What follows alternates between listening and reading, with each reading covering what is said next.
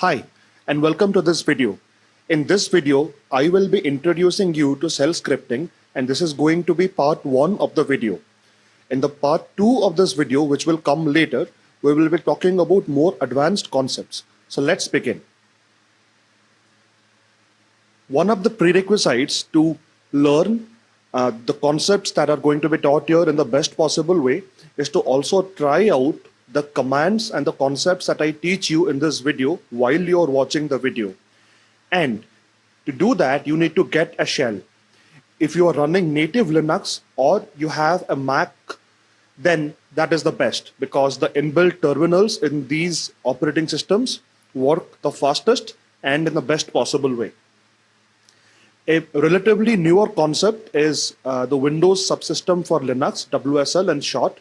That's pretty good. And this is really helpful if you are using Windows, which is going to be most of you, going by the statistics. If you need help installing WSL, just look it up on the internet and you will find several tutorials and YouTube videos that will clearly tell you how to install WSL on your Windows machine. The last option would be to use Linux on VirtualBox or VMware. That is, you'd want to use virtualization. That is good too, but you need a little more RAM so that you can give a good amount of RAM to these virtual machines so that they run smoothly. And I have seen some people encounter display issues, font issues, and stuff like that. That is why I would recommend you go with WSL instead of running Linux on some kind of a virtualization. This is what you will learn in this video. You will learn the uses of basic Unix commands like all of these. I will tell you how to evaluate expressions like you can perform integer additions, subtractions, multiplication, division, modulo, exponentiation, and then we will learn how to handle command line arguments. Command line arguments are those things that you type just after the command. So in our shell scripts, I will show you ways in which you can receive those command line arguments and you can do whatever you want to do with them. The first command and the most basic one is pwd, and that is going to print the present working directory in which you are. As you can see, when I typed pwd, it showed me home jmishra. What does that mean? So I am in root, and in root there is a directory called home, and inside home directory there is another directory by my name, that is jmishra, and I am currently in that directory. If you see this symbol over here, then that means that you are in your home directory. If you see this in your prompt, then that means that you are in your home directory. There is no need to do pwd because this symbol, the tilde symbol, is good enough to tell you that you are in your home. But otherwise, if you really want to know where you are, you can type pwd and it is going to tell you in which directory you are currently working in.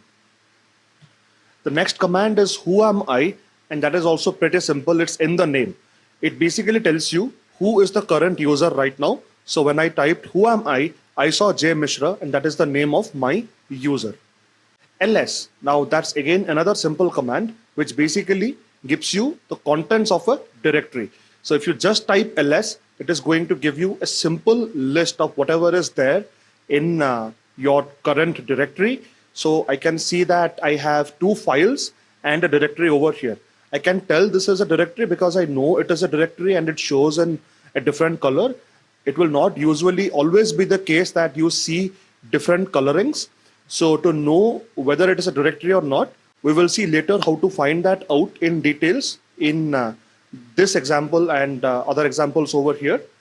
So ls can take a path after itself, and I can show you 2 simple ways in which you can give a path that is relative to where you are. So right now when we see the tilde symbol, that means we are in our home, and the single dot means that it is the current directory that we are interested in. So ls dot is the same thing as ls because the dot means the current directory. That is why you see the output of just ls in the home directory is the same as the output of ls dot in the same directory. But if you do ls double dot, that means we want to go one directory below. So one directory below is going to be /home. If you remember, when I did a pwd, I saw /home and then /jmishra. But if I go one level below, one level down, so I go below J Mishra, so I get into the home directory that is in root. And what are the contents of that directory? I have only one user on my machine, so that is why I just have J Mishra.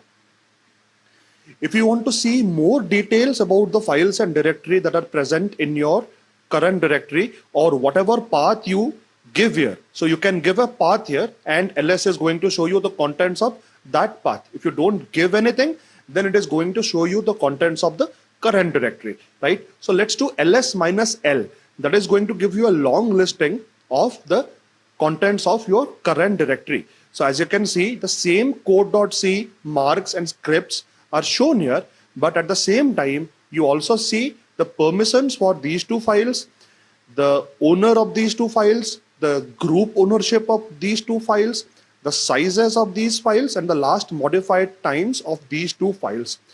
This is a directory because I see a D over here, and that signifies that this is a directory. So we have its permissions, the ownerships, and the last time it was modified. So this is a long listing of the contents of a directory. As I said, ls can be followed by a path, right? So this is exactly what I've done here. So I've done ls minus l because I want a detailed listing and I've given a path. Just like we have given relative paths over here, I have given another relative path over here because I already know that in the home directory, because I am in tilde, that is, I am inside my home right now, there is a scripts directory and I want to know the contents of the scripts directory. So I can say ls minus l and then I can give a relative path over here and it is going to show me the contents of the scripts directory. And I can already see that there are two files inside the scripts directory.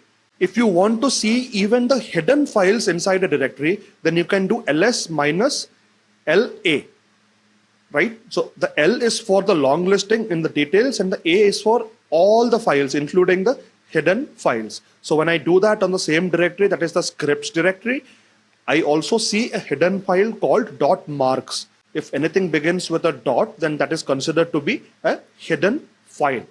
There is no separate attribute, just like in DOS, they used to have a hidden attribute for files. There is no separate attribute for that. If you put a dot, that just makes the file hidden. And if you do ls minus la, you will also see the details of the hidden files also. I also want to say that you can also give absolute path names over here.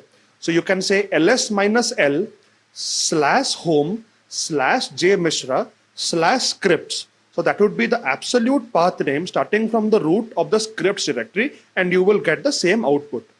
It is just a little convenient here because we already know that scripts is a directory that is inside home. So we directly typed scripts. But if you know the absolute path name, then you can type the absolute path name over here, starting with a slash, and you go into the depths of that directory, and it is going to show you the contents of that directory. The next command is the mkdir command, and that is used to make directories. So we are in our home and I type mkdir cs2002, and when I do an ls, I see the directory has gotten created. Let me do a pwd and I am in my home, and then I can also create another directory, but this time I am going to give an absolute path name. Here I gave a relative path name because I was already inside my home and I wanted to create a cs2002 directory over here, and that got created.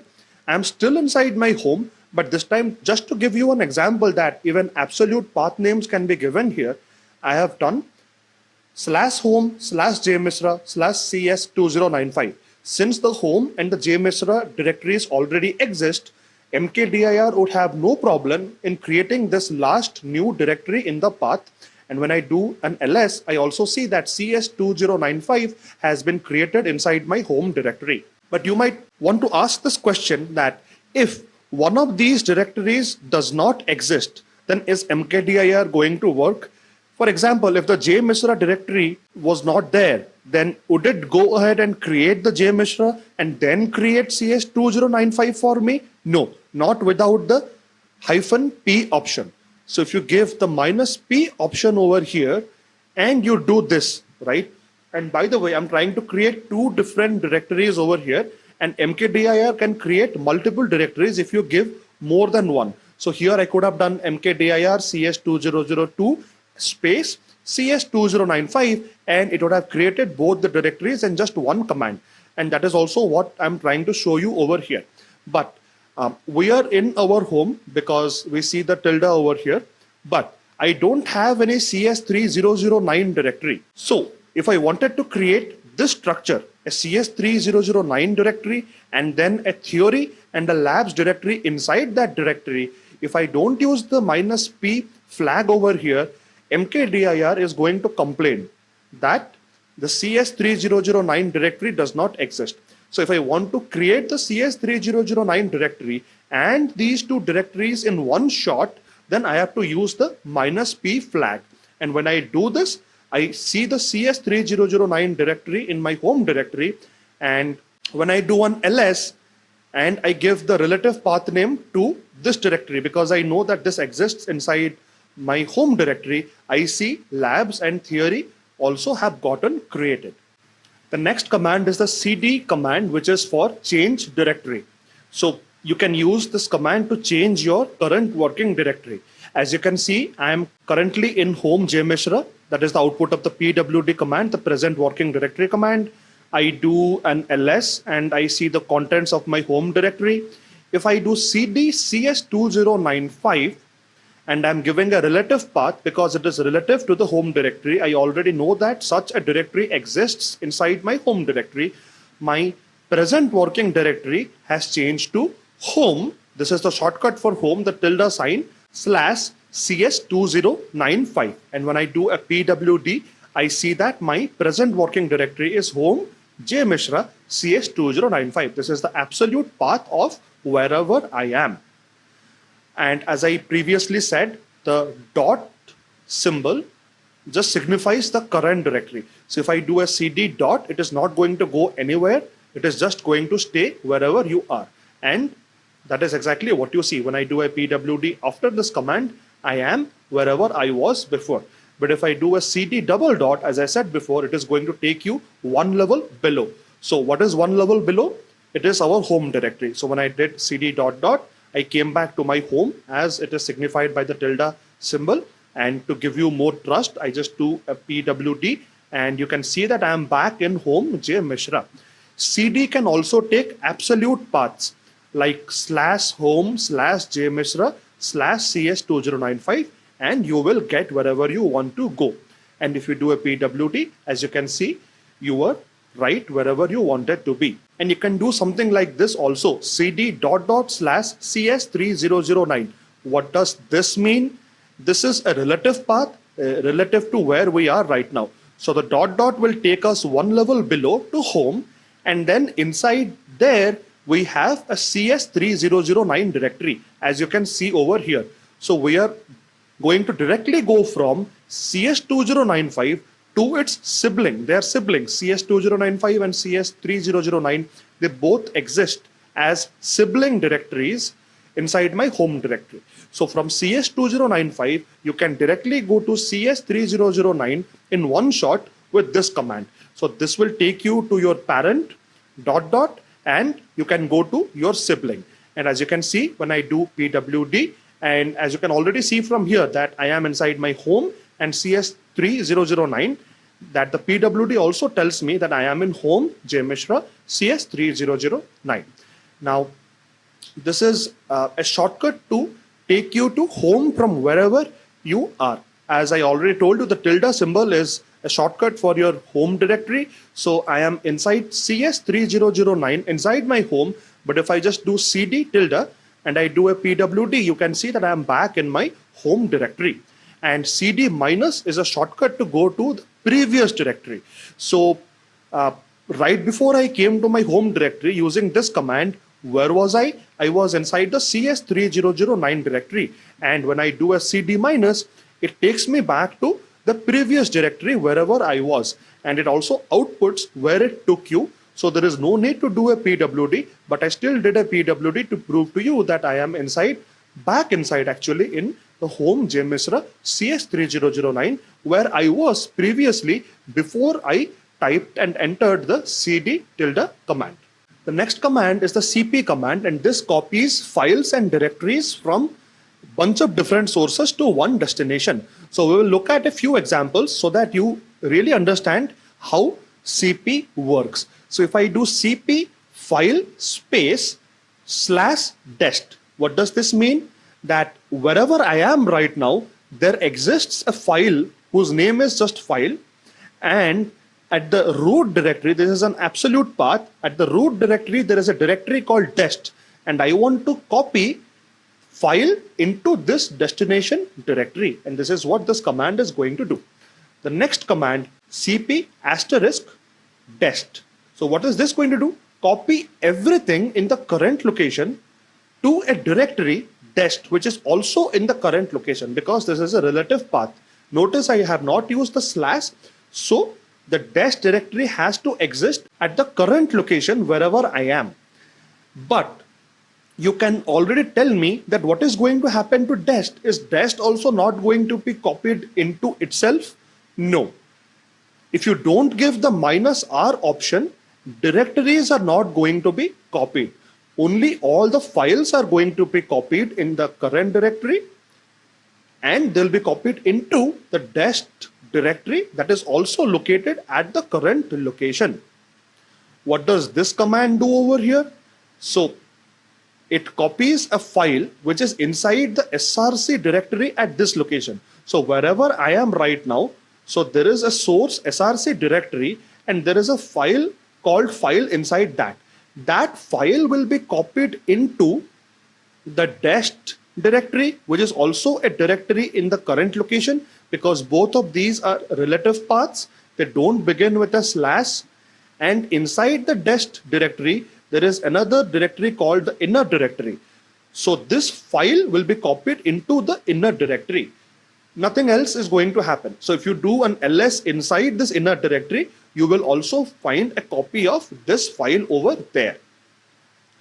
What am I doing over here in this command? I'm copying two files. So wherever I am, there are two directories, src1 and src2, and there are two files named file inside each of them. I'm taking both of those files and I'm trying to copy them into dest inner.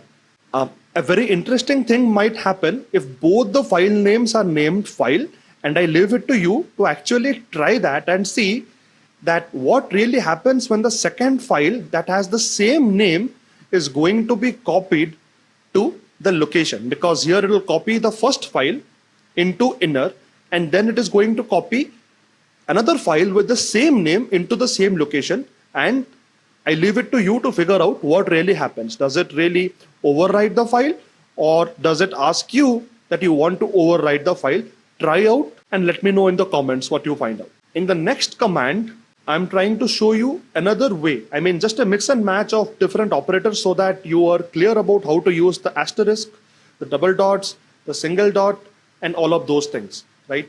And another thing before I talk about this command is that at the end, you can use a slash, or you can omit that last slash. It does not make any difference. It is just the same thing. So in this command over here, what I'm trying to do is wherever I am going to take one step back into this location's parent directory, and looks like there is a directory called sibling, which is basically the sibling of wherever I am right now, because I'm going to the parent and trying to go to another directory of my parent.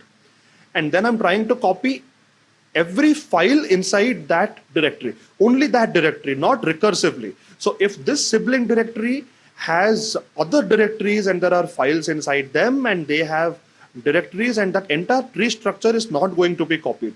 Only the files that are directly the children of the sibling directory will be copied. No directories will be copied because we are not giving the -r option, and they will all be copied to a dest directory which can be found at the current location. So you can tell me, hey Jyoti, why did you still write the /? You could have directly written dest inner like you wrote here, because you are sure that dest exists wherever we are and there is an inner directory inside that. Sure, but this is just to show you that this is the same thing as this.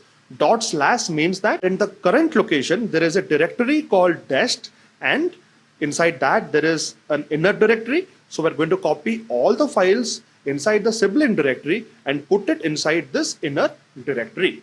So what is this command going to do? Cp source directory to the destination directory. This is not going to do anything because cp without the -r is not going to copy directories. It is just going to complain that this is a directory and it is not going to copy. Keep in mind that this is a directory and it is not a file. So now we will see how to make this work. So if you do a cp -r src dir into dest, what is this going to do? It is going to recursively copy this directory into this directory. So src dir is one directory in the current location because I have used a relative path. Dest is another directory in the current location because I have also used a relative path. And what the -r is going to do is recursively copy everything, all the subdirectories, all the files in those subdirectories, the entire tree into dest. It is also going to put all of those contents inside a directory called src dir inside dest. So if you do an ls inside dest, you will actually find this directory src dir, and if you go inside that, you will find the contents of src dir that were present when this copy operation happened. It is not going to disturb the source directory, the source in any way, shape or form. What is this going to do? This is going to go to the src directory in my current working directory, go inside a dir subdirectory inside that, and recursively copy everything inside that to dest inner. And dest is another directory in my current working directory. Inner is a subdirectory inside that. So once you do an ls inside the inner directory, you will see that there is a directory called dir, and all the contents of dir, all the subdirectories, all the files, the entire tree structure of that directory can be found inside inner. So what is this command going to do? So this command is going to recursively copy everything inside the sibling directory. And what is sibling? Sibling is another directory in my parent because I'm using two dots. This is a relative path. It is relative to my current working directory, but since I have used two dots, I'm going to go back to my parent, go inside the sibling directory, and I'm going to copy everything to the dest directory that is in my current working directory because of the single dot and into inner. So if sibling has 5 directories and 10 files, then all of those 10 files would get copied anyway because that is what even this command had done. But all those 5 directories also will get created inside the inner directory over here, and all their contents recursively, that is all their subdirectories, sub-subdirectories, all the files, everything will be available inside inner over here. And what is this command going to do? This is going to copy everything in the current working directory to your parent because I'm using dot dot slash. What does that mean? I want to copy everything in my current working directory. All the files, all the directories, everything will actually get created in my parent. So the next command is rm, and it is used to remove files or directories. So if you do rm file, that means there is something named file in the current directory, and this is going to delete that file. You can delete more than one file in the same command, and that is exactly what I've done here. Here I've given a mix of an absolute path and a relative path. The absolute path is /home jmisra file1. It begins with a slash, so this has to be an absolute path. It will delete file1 in my home directory, and this is a relative path. So here I'm going one level below to my parent directory, and I'm trying to delete file2 over there. rm star is going to delete all the files in the current directory. It is not going to delete any directories, because unless you use the -r option, it is not going to delete any directories. rm directory is not going to work because this is a directory, and without the -r flag, it is not going to delete any directories. If you do rm -r directory, it is going to delete this directory which is present in my current location. This is a relative path, and it is also going to delete everything in that directory recursively. All its subdirectories and all the files everywhere will be deleted. If you do rm minus r directory slash inner, it is only going to recursively delete the inner directory. It is not going to touch the parent directory, that is directory over here. If you do rm minus r star, and don't try this command, be very, very careful when you try this command, because this is going to delete everything, all the files and all the directories in the current location. So please be very, very careful if you ever try this. If you want to try this, create a temporary directory, make some structure over there which you don't really care about, then be inside the temp directory, do a pwd and really figure out, be double sure where you actually are, and then maybe you can try this command, and that will delete everything inside that temporary directory. The rmdir command is kind of not used that much because rm minus r can do that, but the rmdir command is just used to remove empty directories. So over here is one example. I've done rmdir space directory, and there's a directory in my current directory because it is a relative path relative to wherever I am right now. And this is only going to remove this directory only if directory is empty. It cannot have any files or subdirectories or anything. Even if it has a subdirectory, even if that directory is empty, it is still not empty. That is, directory is not going to be considered as empty if it has empty subdirectories. Directory absolutely cannot have anything under it for it to be deleted by the rmdir command. Our next command is cat. It is for concatenating files and printing them on the standard output. So let's look at this example. So I am inside a directory called cat example in my home directory. I did an ls and I have two files, file 0 and file 1. If I do cat file 0, I see the contents of file 0 on my standard output. If I do cat file 1, I see the contents of file 1. If I do cat file 0 and file 1 at the same time, I see the outputs of these two files concatenated, and that is the job of the cat command. And you can give 1, 2, 3 as many files over here. Those files should exist, and you can give relative path names or absolute path names, just like all the commands in Linux, and it will concatenate and show you all the contents. Now this is interesting. What is this going to do? It is going to concatenate the contents of file 0 and file 1, but it is not going to show that on the standard output. As you can see, there is no output of this command, but it is going to redirect. This is the single greater than symbol, right? This is called the redirection operator.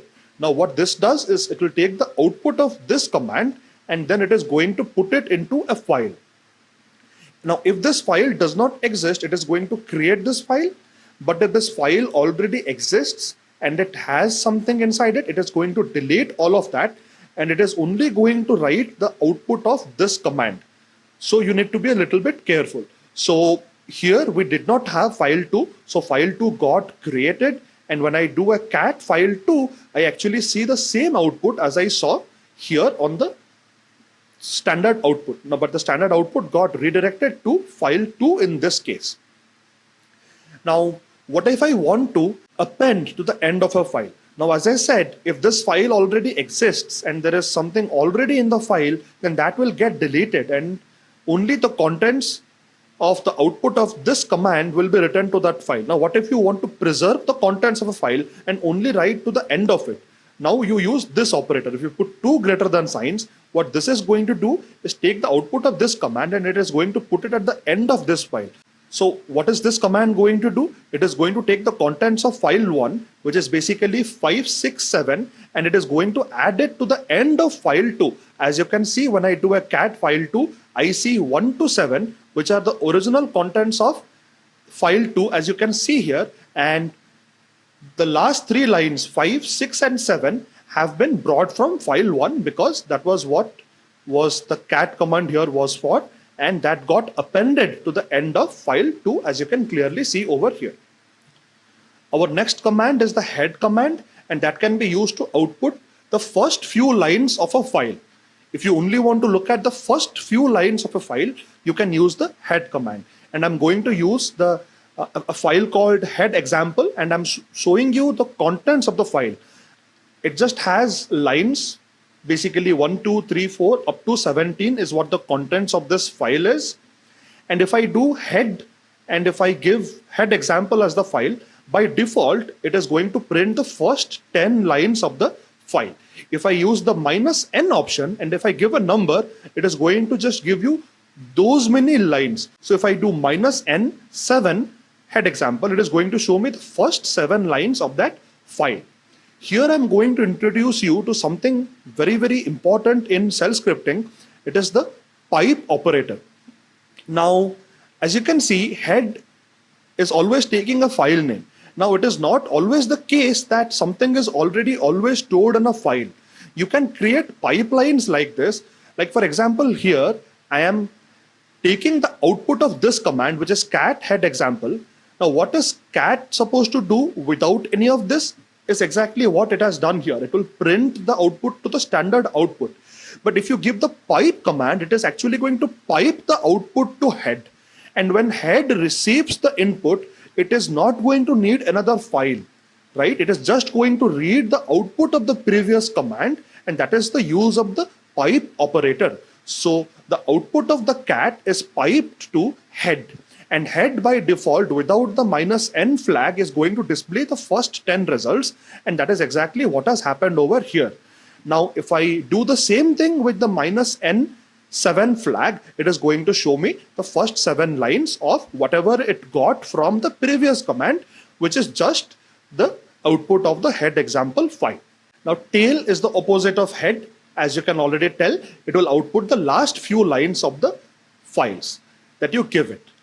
Now, this is the tail example file that I'm going to use, and you can see it is the exact copy of the head example. If I do a tail example, it is going to print the last 10 lines, right from 8 to 17 over here. And I can do -n7, so it is going to print the last 7 lines of tail example, just like it used to do in head. But in head, it will print the first 7 lines. In tail, it is going to print the last 7 lines. And we can do a more complicated piping operation over here, and it is very, very interesting. Look at what is happening here. We are taking the output of tail example, we are piping it to tail -n7. What is this going to do? Tail -n7 is going to take the last 7 lines of whatever cat gives it. Now, cat gives it all of this. Tail -n7 is going to process all of that, and then it is going to generate all of that. It is not going to print it now because there is another pipe. That input, as in this one, is going to be given to head -n3. And what will this do is print the first 3 lines because it is head and -n3 is given. And that is why you see 11, 12, 13, which is basically 11, 12, 13 over here. Isn't that interesting how the pipe works? Another example here, we basically do the same thing, but in the end, instead of printing the output of the last command of the pipeline to standard output, we can just redirect, just like we saw in the past few slides, we can redirect that to a file called final. Now, if this file does not exist, it will be created and the contents of that file will be this. If this file is already there, then the contents will be erased and it will only have these 3 lines. If you want to append, then you use 2 greater than signs. So the output, that is this output, is going to be appended to the end of final. Our next command is going to be NL, and it is just simply going to number the lines of your files. For example, if I do NL tail example, and tail example is the same file that we used in the previous example, it is just going to put all of these line numbers for each of those lines of your file. It's a very simple command. So I'm just going to show you a nice piping example.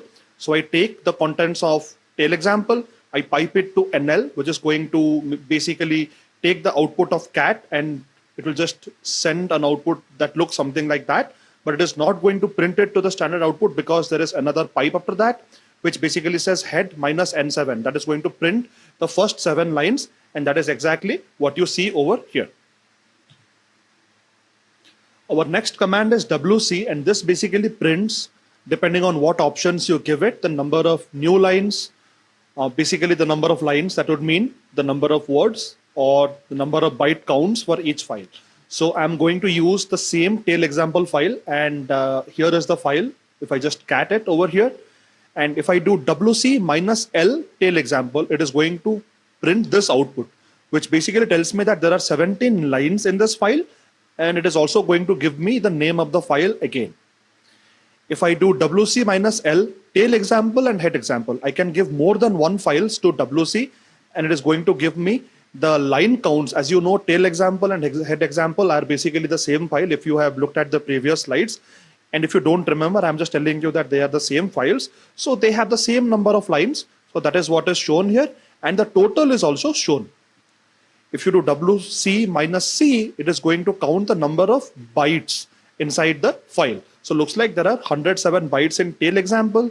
And if you do it for both the files, you can see that there are the same number of bytes in both the files. They are almost the same. They're actually the same files, and the total is 240. If you do WC minus W, it is going to count the number of words in the file. Now, how many words are there in this file? There are 17 words, as you can clearly see. So it says 17 for tail example. If I just do it for both the files, it is going to give it. It is going to give me the results for each of those files individually, and then it is also going to give me the total. Now let's just work on a pipe example. So it is not always the case that you're able to give WC a file. You can also send output to it using a pipe. So here I have just done a cat on the file, and the output has been piped to WC minus L, and you see 17. But here the file name is not printed because WC is not aware of any file here. It is just receiving the input from a pipe, and it does not care about what is there on the other side of the pipe, right? So no file name has been printed. Here it actually knows, right, what the file is. That is why it prints the name of the file. Now what is this going to do? It is going to take the contents of tail example. It is going to give it to WC minus L, which is basically 17. And that output is again piped to WC minus C, that is going to count the number of characters. Now you would expect 17 just has 2 characters. Then why is 3 printed? 3 is printed because there is a new line at the end of it, right? When you see 17, you don't see the prompt right after 17. You actually see the prompt in the next line. That means 17 was printed, and then a new line was also printed. That is basically the /n that you use in printf and at other places in C programming. So it is basically also counting the new line, and it is telling you 3 over here. Our next command is one of the most important commands in Unix, and it is the grep command. Though we will not be looking at the whole set of features that this command does, because you need to know regular expressions, and that is an advanced concept that maybe I will cover in probably part 3 of this series. But for now, we will look at simple patterns. So what grep does is it takes a pattern and then it figures out if that pattern exists in lines of files. And let's take a look at some examples. So I am in the grep example directory, and there is an outer file which has kit written in different cases. And then there is an inner directory which has an inner file which has kit, bits, IIT, NIT, and kit in another case over here. So if I do grep and I give the pattern kit and I give the file name outer file, it is going to tell me that, yeah, there is a line that has kit. Yep, there is a line over here which exactly matches this pattern in a case sensitive way. Now, if I want to see the line number, I have to give the -n option, and I see it is line number 3, and that is actually line number 3. If I give the -in option, then it is going to ignore the case. So here I've given small k, capital I, small I, capital T, outer file. It matched all 3 because the case of this is going to be ignored, the cases of this are going to be ignored, and then it matched all of them. And you also see the line numbers because I have given the n flag also, and you can combine the flags like this. If I want to recursively search at a current location, that is all the files in that directory, then all the directories and everything in that tree recursively, completely, then I can give the R option. So if I do a grep -inr, and if I give the pattern and I put a dot, by putting a dot, I'm trying to say that start from the current location. You can give any other path over here, but here by giving a dot, I'm trying to tell it that it is this location where I'm trying to find it, this location, all the files in this location, and all the subdirectories and all the files inside them everywhere. And as you can see, it has figured out everywhere Git is found. Now it is, as you saw before, it is found in the outer file 3 times. It is also found in the inner file 2 times in a case insensitive way, because -i has been given, and it also gives you the paths. Now you can also do a piping example in which you take the inner file and you pipe it to grep -inr bits. But here I have not given a path or a file because the input is coming from a pipe. Now you might ask, hey Jyoti, in the previous example, in the word count, you said that whatever is happening in this case, right, it is not printing the name of the file over here because WC does not know what is happening on the other side of the pipe. So how is grep able to show the file name if the file name is only being given on the left side of the pipe? That is because we are still providing it the -inr flags. What the -i flag is doing is it is doing a case insensitive search. That is fine because bits is in capital right here and still it was able to figure it. The line number is getting printed. Of course, it is on the second line. And since the R flag is given, it is still going to do a recursive kind of a search, as in, even if a path is not given, grep knows what the location is and it is still trying to do its best to figure out which file it could be. So it is actually also giving you the file name where it found it. The next command is the cut command, and that is also a very interesting command. It will just remove sections from each line of files and it is going to show you. For example, I have a file called cut example, which basically has this content inside, right? 1-1 up to 7-7. If I do cut -c1 cut example, it is just going to show me the first column, that is 1 to 7. If I do cut -c 1 to 3, it is going to show me the first 3 columns, 1, 2, 3 of the file. If I give -c 3 hyphen and if I don't give it an end, then it is going to start at the third location, which is basically 1 to these letters like 1 to the O, T, T, F, F, S, S, and it is going to print all the way to the end of those lines, which basically what it has done here. Or what I can do is I can give it -c, I can omit the start, but I can give it the end. Then what is it going to do is it will start printing from the beginning. It will stop at the 4th location, which is 1, 2, 3, 4, right? And it is going to print that for all the lines. So there is a very interesting flag called the -d flag. This can take a delimiter. Like you can see that the hyphen can be a separator, or it can also be called as a delimiter, and it can split the lines by the delimiter, and then it can give you the individual splits or the ranges of the splits, as we will see in a little more detail in the next slide. But here we will look at the simpler options. So I've given -d, and in single quotes I've given the hyphen. That means it is going to split each line by this delimiter, and the -f flag is going to choose which of those parts do you want to see. So -f1 is going to tell the cut command that split it by the hyphen and then give the first split, which is the split to the left, that is from 1 to 7 in the numbers. -f2 is just going to give us the other part of the split, the second split, in which 1 to 7 are in words, right? So let's go to the next example. Here I have another file which is called cut example _1, in which I have different representation of 1 in letter, in word, in the Roman, in basically it's odd or even, or it's the position, right? First, second, third, fourth, this way. And these are all delimited by hyphens. So if I do cut -d hyphen, it is going to cut each lines into 5 different splits, right? And here, look what I've done. I've done -f 1, 2, 3. So give me split number 1, 2, and 3, and also 5. Just don't give me the 4th one, is what I'm trying to tell it. So it has given me the first split, the second split, the third split, as you can see, Then it has given me the fifth one. But the odd even, odd even, odd even is not there because that was not specified over here. You can use ranges and you can use commas in the -f flag. But if you give the same thing and just say minus minus complement, it is going to give you the complement of that. And what was the complement of that? Is what we left out was the fourth split, which was the odd even, odd even, odd even. And you see that over here. So let's look at a piping example. So we take the example of cut example _1.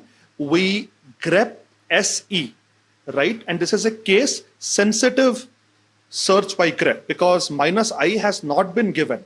So it will take the contents of this file, look for all the lines that have SE inside them. Now, how many lines have SE?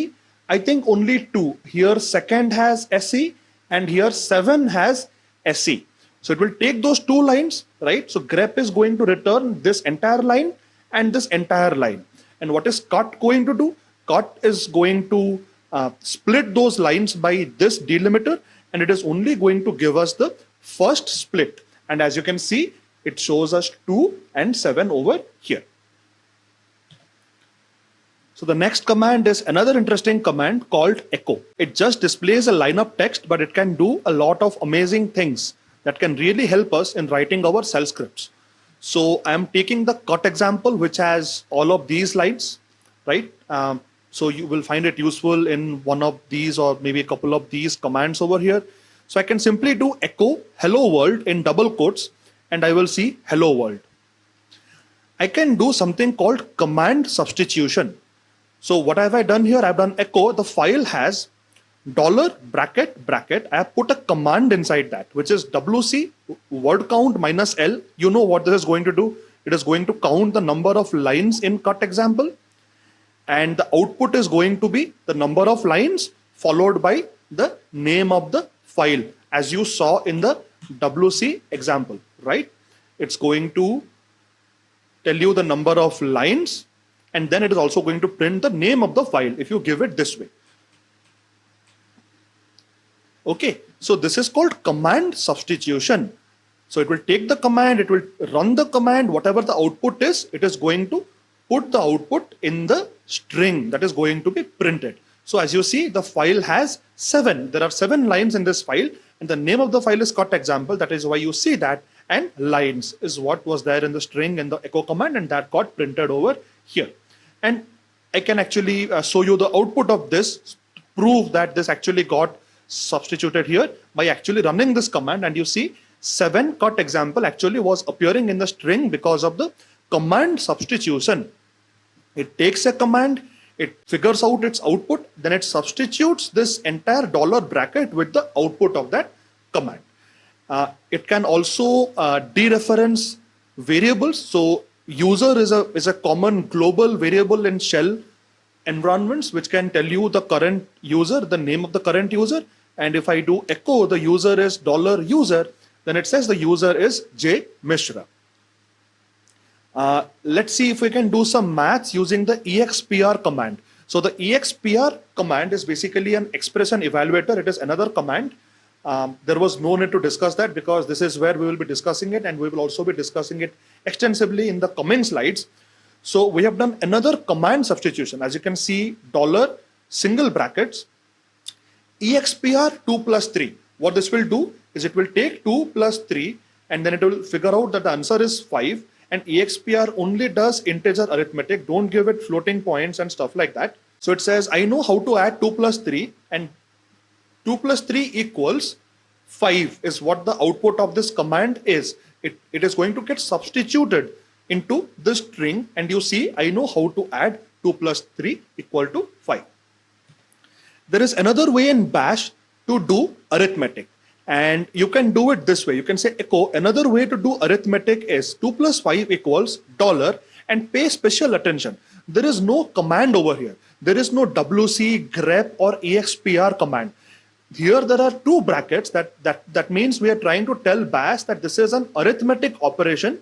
This is not command substitution. This is just an arithmetic operation. That is the difference between $ single bracket, as you saw over here. This was actually a command, right? This was also a command. So we had a dollar single bracket. But if you do a dollar double bracket, then it is actually going to treat it as a internal arithmetic. It is not going to need the help of another external program to do that. Bash is going to do it for you, and then it is going to give you the results over here. And you can see that 2 plus 5 equal to 7. There is another old way to do command substitution. By command substitution, I mean dollar bracket and you put a command and the output of the command is put into the string, or it can be stored into a variable if you want, as we will see later. So you can use backticks also. What are these backticks? These are not the single quotes. You will find this symbol by pressing shift and the button to the left side of your one key. The button basically below your escape key, the button that you see when you press shift and the tilde sign, right? That is a backticks. So if you put a command inside backticks, even that is going to be substituted. This is the old way to do command substitution. And as we know, whoami is going to give you the name of the user, and here exactly that is what is happening. The user is J Mishra. And well, we know that the expr command is going to do arithmetic for us, and we can also do command substitution like we did here. Look, this is still command substitution. It is not the internal arithmetic that bash does for us if you do two brackets. This is not command substitution. This is command substitution because we have expr 3 minus 2. If you remove the expr, then 3 minus 2, it will just say that there is no command called 3, because it is trying to figure out if 3 is a command, but there is no command called 3. Here it is not asking that question because you are telling bash that this is arithmetic by default by putting two brackets. But here we are doing command substitution using the old way of putting backticks, and then we still get the answer over here by using the expr external command. Okay, the next command is date. This is actually not as simple as this looks. You can print or set the system date and time. As you can see, if you just give the date command, it is going to print the day of the week, the month, the day of the month, the time zone, and the year. So we'll just keep it to this. If you really want to know how to format the output of date or how to set the date, you can just do man space date. That will just show you the manual pages of date, or you can learn this in more details on online tutorials. But for the scope of this lecture, we will just try to show you that if you just type date, this is the output. Something like this is what you see. Our next command is less, which is basically a pager program. So I have a huge file. As you can see, it is almost 29 kilobytes in size. So it just basically has some random gibberish inside that. And if you just do a cat, right, what cat is going to do is it will just show you the file quickly, and you can only see the last few paragraphs or lines of the file. But what if you want to comfortably look at the entire contents of the file, taking your own sweet time? What you can do is you can type less space and you can give the file name. Then it is going to show you the file, and you will see the prompt over here. You can use your arrow keys up or down to go to different lines. You can go up or you can go down, and to quit out of it, you just press Q and it will come back to the command prompt. Okay, so now let's just look at expression evaluation in a little bit more of details.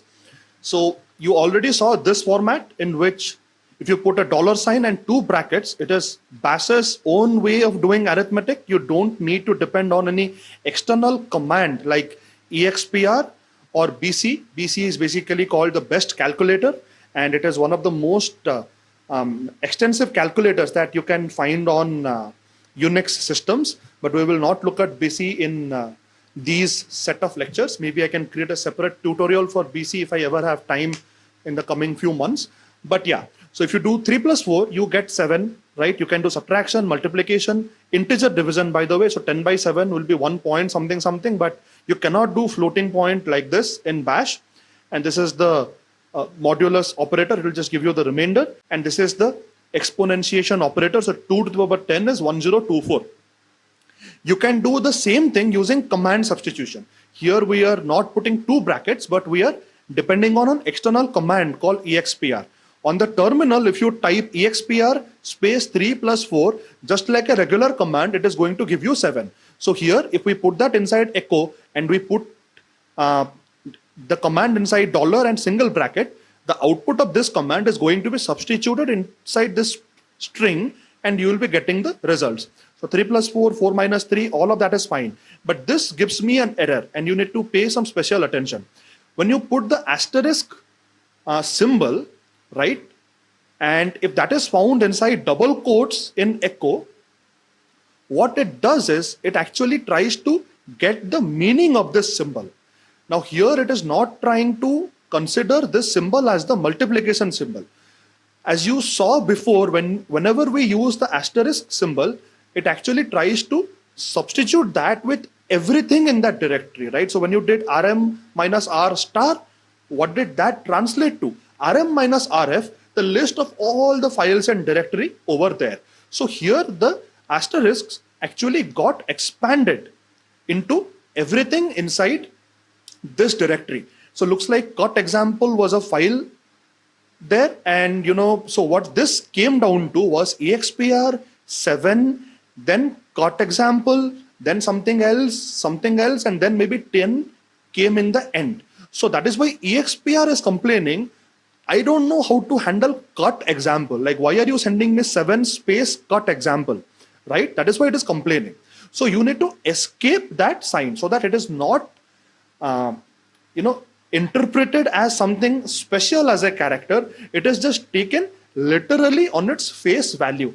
And just like in C, whenever you wanted to escape something, you just use the backslash. So I use the backslash and I put the asterisk symbol, and then it did the multiplication. Over here, that is not necessary because this is Bash's internal way of doing arithmetic. It is not going to expand the asterisk for you. You need to just keep these finer quirks of cell scripting in your mind, and the more you do it, you will just come to know. That's why you need to test your scripts if they really work, because even the most experienced cell scripters, right, even they make mistakes almost every day, and they'll just look up on the internet and they will forget something. They'll make a small mistake for a symbol there, and their scripts may not work. So they take very less time to write the script, but most of the time is spent in testing and debugging, because scripts can be really powerful, right? If you run a script with pseudo privileges, you can end up corrupting the entire system if you even make a very small mistake, right? So experienced developers take very less time to write scripts because they know almost everything off the top of their head, but they test their work extensively, and so should you. So this is mostly about command substitution using expr, and you cannot do exponentiation using expr. And this is basically the old way of doing command substitution. Instead of putting a dollar and a single bracket, we are just using the backtick, not the single quotes. It is the backtick, and basically the same commands are written over here. You have to escape the asterisk, and you get the same results. And of course, expr cannot do exponentiation. For that, you have to do it this way. So next we'll try to see how to write and execute a script. So you use your favorite terminal text editor like VI, Emacs, Nano. I just like to use Nano because it is easy to demonstrate in a class, but more experienced people like to use VI and or Emacs. So there is usually a VI camp who vehemently just keep arguing with the Emacs people who do the same thing with VI about which one is better. So you can choose yours, but you can begin with Nano if you have no experience in using VI or Emacs, and you create a shell file. Ensure that the first line is the hash /bin/bash. This basically tells your interpreter, which is Bash again, that what is the command that should be used to execute your script. Otherwise, it doesn't know the difference between a normal text file and a script file. You save the contents and make the file executable by you. So you just use the command chmod u+x and you give the file name of your shell script. U+x is only going to give the user, that is you, the executable permission. Then you go /file name. If you just give file name, it is going to say this is not found because that is not there on the path. You have to explicitly tell Bash where to find it. If you put dot, that is going to tell Bash that it is in this location. You need to put a slash and then the file name. Don't just go dot file name, because dot file name would be a hidden file name which is different than just file name. So you need to go dot slash file name to execute the script. Now let's look at command line arguments. Now what are command line arguments? So when you did GCC, you used to say GCC minus O and you used to give the file name, right? So those were two different command line arguments. The minus O was one command line argument and the file name after that was another command line argument, right? So whatever follows the command, they are all command line arguments, right? In C, we have the argc and the argv convention. Basically, these are passed down to the main function and you can get the command line arguments that way. In shell scripts also, you can give your shell scripts command line arguments or options and you can use those options inside your script. So $0 to $9 are the first 10 command line arguments. Basically, $0 is the command itself and $1 is going to be the first command line argument, and you can just make use of the first 10 that way. Henceforth, after that, you have to use curly braces. So $10 is basically your 11th argument and $255, and you can just make use of 256 command line arguments, and that's quite a lot. And 255 is going to be your 256th argument because we belong at $0. So curly braces 10 is the 11th one and curly braces 255 is the 256th one. For up to $9, you don't put the curly braces. From 10 to 255, you put the curly braces. $has a special meaning. It is the number of arguments excluding the command, right? So if I give a command, if I give 2 arguments after that, $has is going to give me 2. $? Is the exit output of the last executed command. So when a command exits, right? And how do you do that? When you learn operating system more, that is the job of the exit system call. In Unix, usually when a process exits successfully, it returns a 0. And this is what you will see in your other laboratories and other things that you do.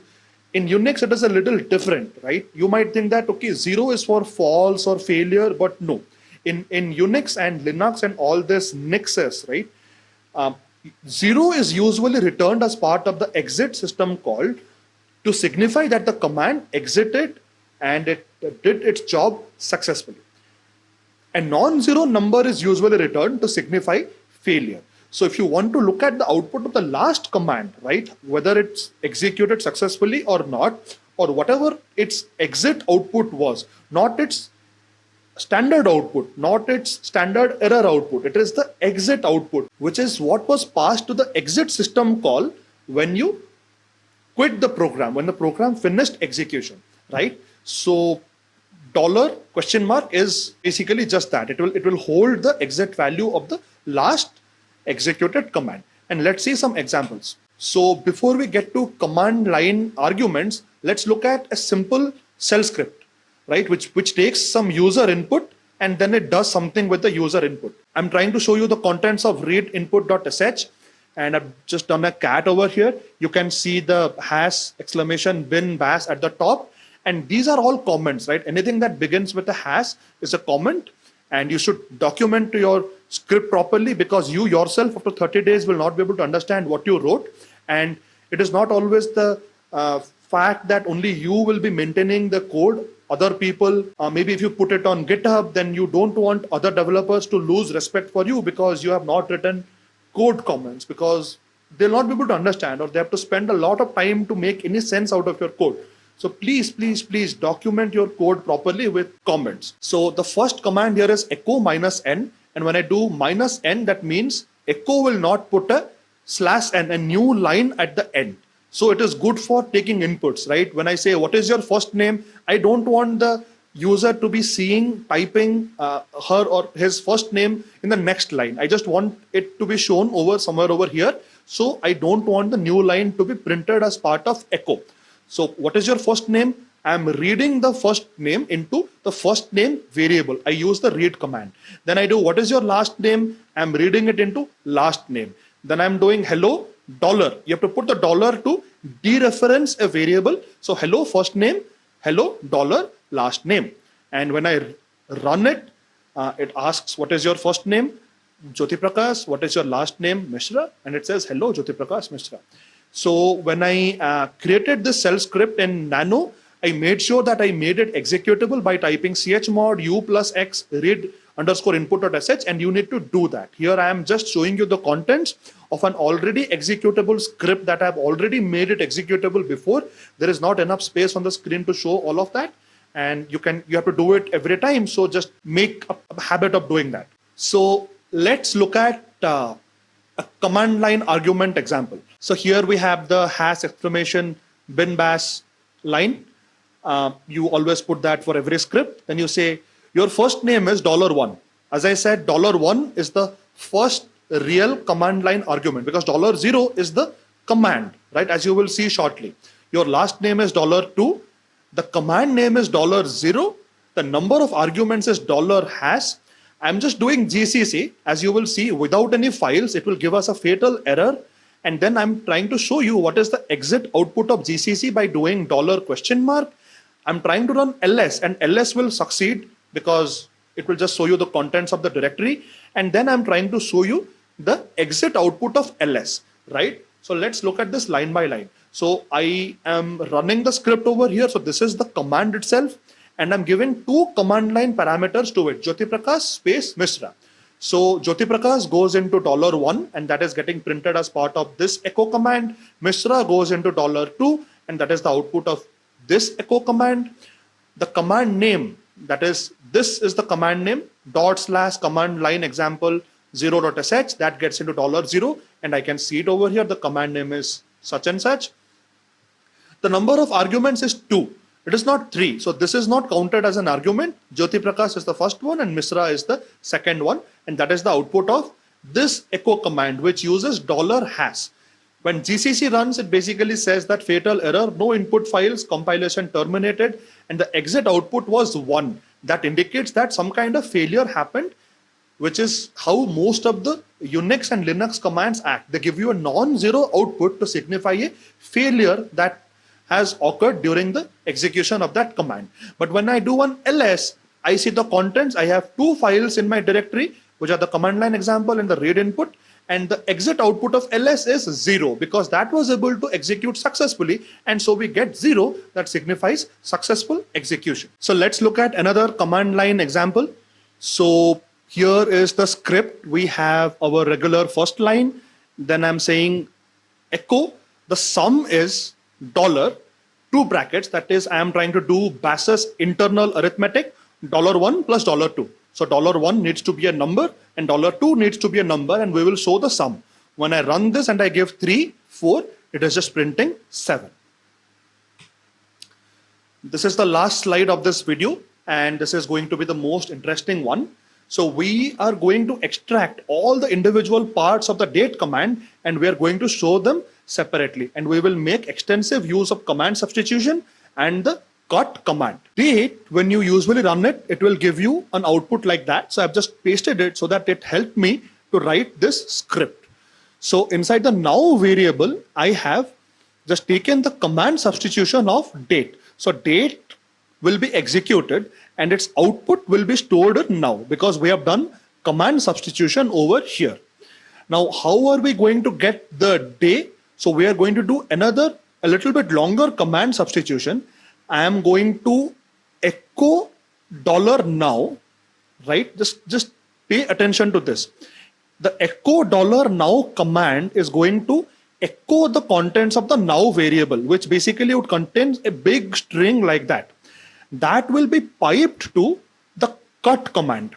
And as you know, the cut command can take delimiters where the string will be split by the delimiter, and we can choose which ones we want to print or return, right? So -d space is going to split the entire string into sat, dec, 19, this entire thing, 22:17:18 will be one part, ist and 2020, and it will take the first one, which is sat, right? And then that entire command, whatever the output of that, is going to be stored in day.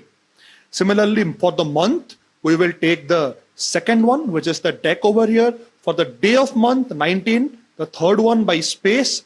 The time, that is this entire 22, 17, 18 thing, will be the fourth one. The time zone is the fifth one. And the year is going to be the sixth one. And all of these have been delimited by the space character.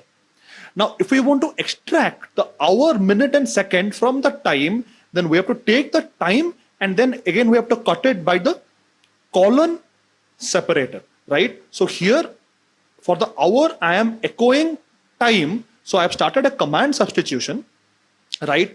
The outermost command substitution, whatever is there inside will be executed and the output will be stored in this variable, right? So I'm doing echo time, not now, time, because time has only this part now, 22 colon 17 colon 18.